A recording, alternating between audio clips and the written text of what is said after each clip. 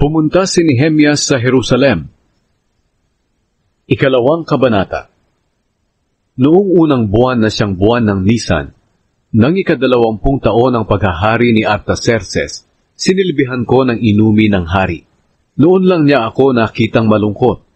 Kaya tinanong niya ako, "Bakit ka nalulungkot? Mukha ka namang walang sakit.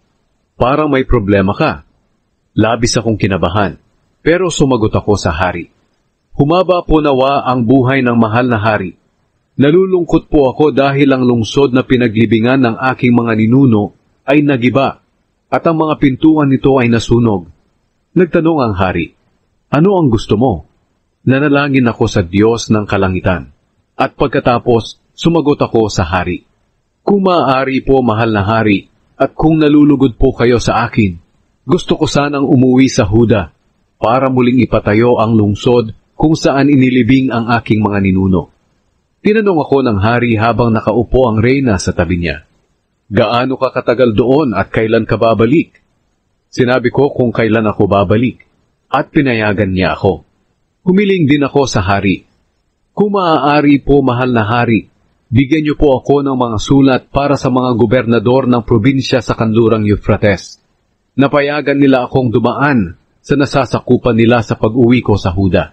At kung maaari, bigyan niyo rin po ako ng sulat para kay Asaph na tagapagbantay ng mga halamanan ninyo, para bigyan ako ng mga kahoy na gagamitin sa paggawa ng pintuan ng matatag na kuta malapit sa templo, at sa pagpapatayo ng pader ng lungsod at ng bahay na titirhan ko." Pinagbigyan ng hari ang mga kahilingan ko sa kanya, dahil sa kabutihan ng Diyos sa akin. Sa pag-alis ko, pinasamahan pa ako ng hari sa mga opisyal ng sundalo at sa mga ngabayo. Pagdating ko sa kanluran ng Euphrates, ibinigay ko sa mga gobernador ang sulat ng hari. Ngunit nang marinig ni Sanballat na taga-Horon at Tobia na isang opisyal ng Amonita na dumating ako para tulungan ang mga Israelita, labis silang nagalit.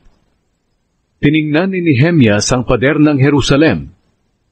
Pagkalipas ng 3 araw mula nang dumating ako sa Jerusalem, umalis ako ng hating gabi na may ilang kasama.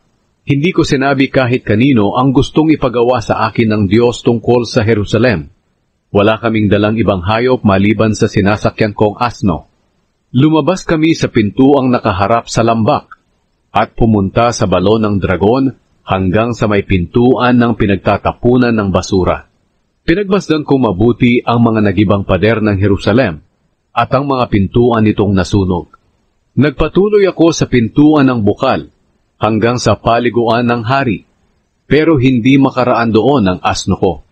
Kaya tumuloy na lang ako sa lambak ng Kidron at siniyasat ang mga pader ng gabing iyon. Pagkatapos, bumalik ako at muling dumaan sa pintuang nakaharap sa lambak. Hindi alam ng mga opisyal ng lungsod kung saan ako nanggaling at kung ano ang ginawa ko, sapagkat wala pa akong pinagsabihang Hudyo tungkol sa balak ko, kahit ang mga pari, mga pinuno, mga opisyal, at ang iba pang nasa pamahalaan. Ngunit ngayon ay sinabi ko sa kanila, "Nakita niyo ang nakakaawang kalagayan ng lungsod natin. Giba ang Jerusalem at sunog ang mga pintuan nito. Muli nating itayo ang pader ng Jerusalem para hindi na tayo mapahiya." Sinabi ko rin sa kanila kung gaano kabuti ang Diyos sa akin at kung ano ang sinabi ng hari sa akin. Sumagot sila, "Sige, muli nating itayo ang pader." Kaya naghanda sila para simulan ang mabuting gawaing ito. Ngunit nang mabalitaan ito ni Sanballat na taga-Horon, ni Tobia na isang opisyal na Amonita, at ni Geshem na isang Arabo, nilait nila kami at pinagtawanan.